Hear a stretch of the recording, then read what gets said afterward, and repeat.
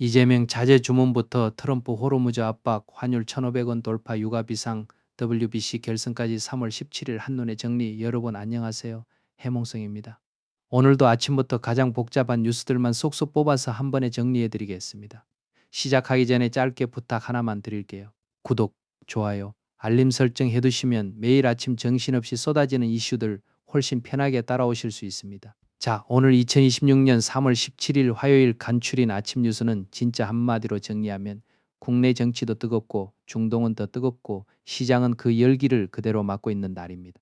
이재명 대통령의 검찰개혁안 발언부터 트럼프 대통령의 호르무즈 해협 파병 압박, 원달러 환율 1,500원 돌파, 석유 최고 가격제, 물류 자질, 스토킹 살인사건, 산불사건, WBC 그리고 미세먼지까지 이어지는데요. 하나씩 보면 각각 무게가 다른 뉴스 같지만 쭉 연결해 보면 지금 사회 전체가 어디에서 긴장하고 있는지가 아주 선명하게 보입니다. 가장 먼저 정치권 이야기부터 보겠습니다. 이재명 대통령이 검찰개혁안을 둘러싼 여권 내부 갈등에 대해 본질을 벗어난 과도한 선명성 경쟁은 기득권 세력에게 반경 명분을 줄 수 있다며 사실상 강경파를 향해 자제를 주문했습니다. 이 표현이 꽤 중요합니다. 검찰개혁이라는 큰 방향 자체를 부정한 건 아닌데 그 과정에서 너무 앞서 나가거나 서로 더 강한 목소리를 내는 식의 경쟁은 오히려 역풍의 빌미가 될 수 있다는 경고를 던진 셈이죠. 지금 더불어민주당은 공소청과 중대범죄수사청 설치법 처리에 속도를 내고 있습니다. 그리고 오는 19일 국회 본회의 처리 가능성도 거론되고 있는 상황입니다. 그러니까 지금은 단순히 당내 토론 수준이 아니라 실제 입법 시기가 돌아가고 있다는 이야기입니다. 그런데 문제는 당정과 강경파 사이 의견 조율입니다. 이 부분을 두고 지도부의 고민이 깊어지고 있다고 하죠. 속도를 낼수록 내부 박자가 더 중요해지는데 여기서 강도 조절이 어긋나면 개혁 드라이브가 오히려 부담으로 돌아올 수도 있는 국면입니다. 이 흐름은 곧바로 대외 변수와도 이어집니다. 도널드 트럼프 미국 대통령의 호르무즈 해협군함 파견 요청과 관련해 정치권은 신중한 입장을 유지했습니다. 여기서도 말이 짧지만 의미는 결코 가볍지 않습니다. 더불어민주당은 중동 사태 충격 완화를 위해 신속한 추가 경쟁 예산 집행을 강조했습니다. 반면 국민의힘은 단순한 재정 투입으로는 문제 해결이 어렵다며 정부 대응을 견제했습니다. 결국 같은 위기를 보면서도 해법이 갈립니다. 한쪽은 빠른 추경 집행으로 충격을 줄이자고 하고 다른 쪽은 돈을 푼다고 끝날 문제가 아니라 하며 브레이크를 걸고 있는 겁니다. 이런 장면이 지금 정치권 분위기를 잘 보여줍니다. 같은 불안을 보면서도 어디에 무게를 두느냐가 완전히 다르다는 거죠. 국민의힘 내부에서는 공천 정리가 더 거칠어지고 있습니다. 자명 이틀 만에 복귀한 국민의힘 이정현 공천관리위원장이 세대 교체를 앞세운 혁신 공천을 추진하며 현역 충북지사 컷오프 방침을 밝히는 등 강도 높은 공천 정리에 나섰습니다. 자명 이틀 만에 돌아오자마자 톤이 굉장히 셉니다. 세대 교체, 혁신 공천, 현역 컷오프 이 조합은 당 안에서 반발이 터질 수밖에 없는 카드들이죠. 실제로 부산과 대구 등 영남권 중진 인사들까지 추가 배제를 예고하자 당내에서 거센 반발이 이어지고 있습니다. 공천은 늘 시끄럽지만 영남권 중진까지 손대기 시작하면 그건 그냥 조정이 아니라 권력 재편 신호로 읽힙니다. 당 입장에서는 혁신을 말하고 당사자들 입장에서는 정치적 정리로 느낄 수 있는 아주 예민한 시점입니다. 해외로 시선을 돌리면 분위기는 한층 더 살벌합니다. 트럼프 미국 대통령은 주한미군이 주둔한 한국 등을 언급하며 미국의 안보 지원을 받고 있는 국가들이 호르무즈 해협 파병에 협력해야 한다고 압박했습니다. 여기서 한국이 직접 언급됐다는 점이 민감합니다. 단순히 중동이 불안하다는 차원을 넘어서 미국이 동맹국들에게 안보 지원이 되가나 역할을 묻는 식의 메시지를 던지고 있는 것이기 때문입니다. 트럼프 대통령은 또 이란 최고 지도자의 생존 여부를 언급하며 전쟁이 끝나면 국제 유가와 물가가 빠르게 안정될 것이라고 주장했습니다. 전쟁과 유가, 물가를 한 문장에 묶어 말한 겁니다. 군사 문제를 경제 안정 논리와 결합시키는 방식인데 듣는 입장에 따라서는 강한 압박으로도 정치적 계산으로도 받아들여질 수 있는 발언입니다. 실제로 호르무즈 해협을 둘러싼 미국과 이란의 군사적 긴장은 계속 고조되고 있습니다. 트럼프 대통령은 추가 공습 가능성을 시사했고 이란 해협 전면 봉쇄 대신 선별 통제로 전략을 수정하며 양측의 주도권 경쟁이 격화하는 모습입니다. 이 부분이 꽤 흥미롭습니다. 완전 봉쇄가 아니라 선별 통제로 전략을 조정했다는 건 이란도 단번에 문을 닫아버리는 방식보다는 영향력과 협상력을 동시에 챙기려는 계산을 하고 있다는 뜻으로 읽힙니다. 즉, 긴장은 유지하되 자신들에게 유리한 방식으로 판을 운영하려는 움직임이 보인다는 거죠. 이런 상황에서는 말 한마디, 통제 한번, 항로 하나가 전부 시장 신호가 됩니다. 그리고 이라는 호르무즈 해협을 우회하는 핵심 물류 거점인 아랍에미리트 푸자이라 항구를 다시 공격하고 홍해 주변 물류기지까지 위협했습니다. 여기서 푸자이라 항구라는 지점이 중요합니다. 우회 물류 거점까지 건드렸다는 건 단순한 해협 긴장을 넘어서 대체 루트 자체를 흔들고 있다는 뜻이기 때문입니다. 이에 이스라엘군은 이란 수도 테헤란을 상대로 대규모 공습을 단행했으며 아직도 수천 개의 공격 목표가 남아있다고 밝혔습니다. 이 문장은 그 자체로 분위기가 무겁습니다. 수도 테헤란, 대규모 공습, 수천 개의 공격 목표. 이건 단기간의 충돌이 아니라 더 길어질 수 있다는 신호처럼 들립니다. 한쪽은 물류 거점을 치고 다른 쪽은 수도를 직접 때리며 남은 목표까지 언급하고 있으니 주도권 경쟁이라는 표현이 결코 과장이 아닙니다. 미국이 동맹국들의 호르무즈 해협 파병을 요구한 데 대해 중국은 관영 매체를 통해 책임 전가라며 강하게 반발했습니다. 중국 입장에서는 미국이 만든 전쟁 부담을 동맹국과 주변국에 나눠 지우려 한다는 시각을 내세우는 겁니다.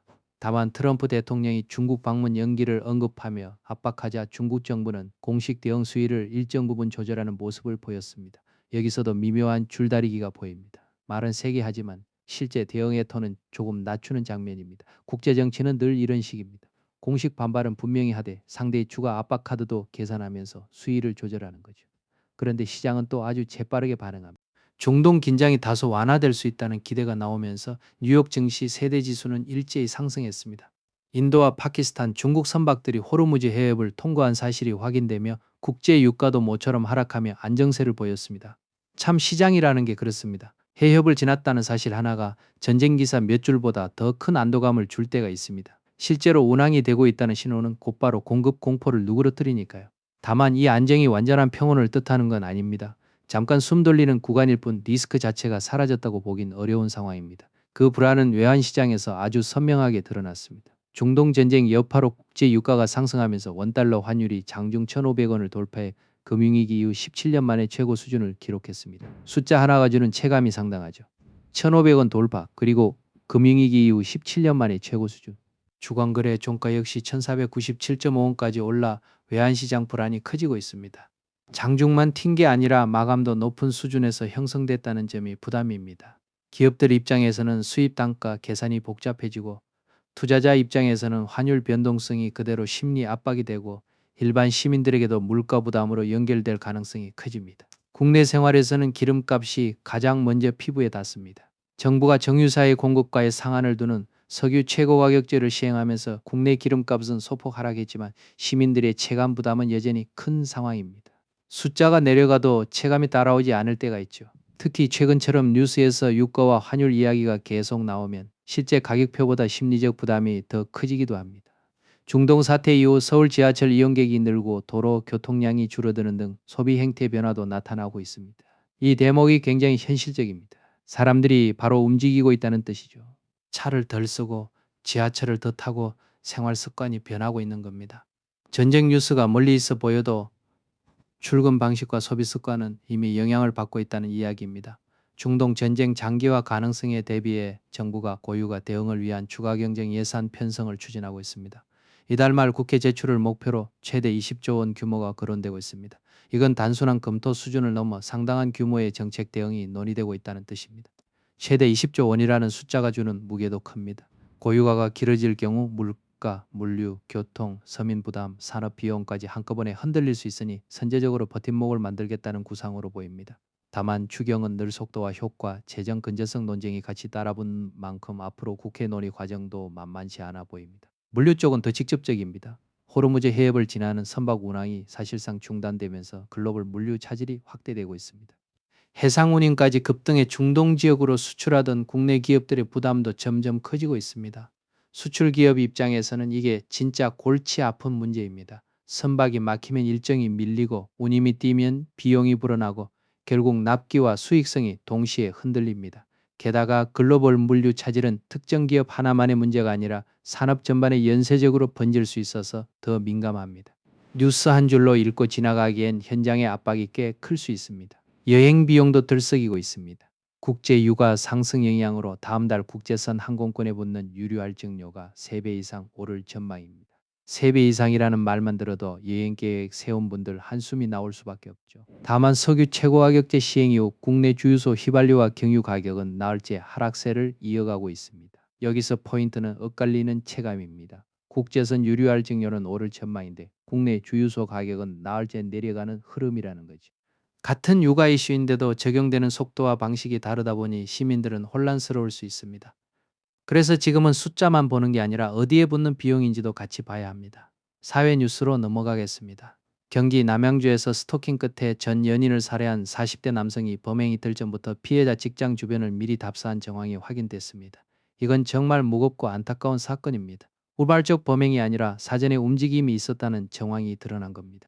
더 가슴 아픈 건 피해자가 차량에서 위치 추적 장치로 의심되는 물건을 두 차례 발견해 신고했지만 수사가 진행되던 중 결국 살해되는 사건이 발생했다는 점입니다. 신고가 있었고 이상 징후도 있었고 수사도 진행 중이었는데 막지 못했다는 사실은 사회 전체에 큰 질문을 던집니다. 스토킹 범죄 대응이 실제 위험을 얼마나 빨리 차단할 수 있는지, 보호 조치가 현장에서 충분히 작동하고 있는지 다시 묻게 되는 사건입니다. 경남 함양에서 발생한 산불 사건의 피의자인 60대 남성이 구속됐습니다. 조사 결과 이 남성은 과거 울산 지역에서 연쇄 방화를 저질러 실형을 선고받은 전력이 있는 것으로 드러났습니다. 산불은 한 번 나면 피해 범위가 워낙 크기 때문에 이런 전력 부분은 더 무겁게 다가옵니다. 특히 과거에도 연쇄 방화를 저질러 실형까지 받은 전력이 있었다는 건 우려를 더 키우는 대목입니다. 지역사회 입장에서는 불안이 클 수밖에 없고 수사기관 입장에서도 재범 위험과 동기, 경로를 더 세밀하게 들여다볼 필요가 있어 보입니다. 현장 안전과 관련된 점검도 시작됩니다. 해양수산부와 고용노동부가 오늘부터 5월 말까지 양식장과 염전 작업장을 대상으로 합동 안전 점검에 들어갑니다. 감정과 질식 등 산업체의 위험 요소와 작업 환경 관리 실태를 집중적으로 조사할 예정입니다. 이 뉴스는 조용히 지나가기 쉽지만 사실 굉장히 중요합니다. 양식장과 염전 작업장은 현장 특성상 전기, 습기, 밀폐 공간, 고강도 노동이 겹칠 수 있어서 감정과 질식 같은 위험이 현실적으로 존재합니다. 그래서 합동 점검이 형식으로 끝나지 않고 실제 개선으로 이어지는지가 중요해 보입니다. 스포츠 소식도 있습니다. 미국이 도미니카 공화국을 2대1로 꺾고 월드베이스볼 클래식 WBC에서 3회 연속 결승 진출에 성공했습니다. 미국은 오늘 열리는 이탈리아와 베네수엘라 준결승 승자와 우승을 놓고 맞붙게 됩니다. 2대1이라는 점수도 팽팽하고 3회 연속 결승 진출이라는 기록도 눈에 띕니다. WBC 흐름이 후반으로 갈수록 더 빡빡해지고 있다는 느낌이죠. 야구 좋아하시는 분들은 오늘 준결승 결과까지 이어서 보셔야 결승 구도가 완성됩니다. 마지막으로 날씨와 대기질입니다. 대기질이 악화되면서 수도권과 충남 지역에는 미세먼지 비상저감 조치가 발령됐습니다. 서울의 초미세먼지 농도는 평소보다 2배에서 3배 높은 수준을 보이고 있어 외출 시 호흡기 건강 관리에 주의가 필요합니다. 오늘은 따뜻하다고 방심하기보다 공기 상태를 더 신경 써야 하는 날입니다. 특히 수도권과 충남 지역에 계신 분들은 야외 활동 시간 조절하고 호흡기 예민하신 분들은 더 조심하셔야겠습니다. 오늘 전체 흐름을 쭉 묶어보면 세 갈래가 보입니다. 첫 번째는 국내 정치입니다. 이재명 대통령이 검찰 개혁안을 둘러싼 여권 내부 갈등에 제동을 걸며 강경파 자제를 주문했고 더불어민주당은 공소청과 중대범죄수사청 설치법 처리에 속도를 내는 가운데 오는 19일 국회 본회의 처리 가능성까지 거론되면서 당정과 강경파 사이 조율 문제가 더 예민해졌습니다. 두 번째는 중동 변수입니다. 트럼프 대통령의 호르무즈 해협 파병 압박, 이란의 선별 통제 전략, 푸자이라 항구 재공격, 홍해 주변 물류기지 위협, 이스라엘군의 테헤란 대규모 공습, 중국의 반발과 수위 조절이 한꺼번에 겹치며 긴장을 끌어올리고 있습니다. 세 번째는 그 여파가 한국 경제와 일상으로 번지는 모습입니다. 원달러 환율 장중 1,500원 돌파, 주간거래 종가 1,497.5원, 석유 최고가격제 시행, 기름값 체감 부담, 지하철 이용 증가, 도로 교통량 감소, 최대 20조 원 규모 추가 경정 예산 검토, 물류 차질, 해상 운임 급등, 국제선 유류 할증료 3배 이상 상승 전망까지 이어지면서 뉴스가 곧 생활비가 되고 있는 상황입니다. 그리고 사회면에서는 경기 남양주 스토킹 살인 사건과 경남 함양 산불 사건, 항식장과 염전 작업장 합동 안전 점검이 우리 사회의 안전 시스템을 다시 보게 만들고 있고, 스포츠에서는 미국이 도미니카 공화국을 2대1로 꺾으며 WBC 3회 연속 결승 진출에 성공했습니다. 여기에 수도권과 충남 지역 미세먼지 비상저감 조치까지 더해지니 진짜 오늘은 아침부터 눈여겨볼 포인트가 정말 많은 날입니다. 여러분은 오늘 뉴스 가운데 어떤 장면이 가장 크게 다가오셨나요? 이재명 대통령의 자제 주문과 검찰 개혁안 내부 조율 문제인지, 트럼프 대통령의 호르무즈 해협 파병 압박과 중동 군사 긴장인지, 원달러 환율 1,500원 돌파와 고유가 추경 가능성인지, 아니면 남양주 스토킹 살인 사건과 미세먼지 비상저감 조치 같은 생활 밀착 이슈인지 댓글로 남겨주세요. 해몽성은 내일도 복잡한 뉴스 어렵지 않고 재미있게, 하지만 중요한 포인트는 놓치지 않게 정리해서 가져오겠습니다. 끝까지 함께 해주셔서 정말 감사합니다. 나가시기 전에 구독, 좋아요, 알림 설정만 살짝 부탁드리고요.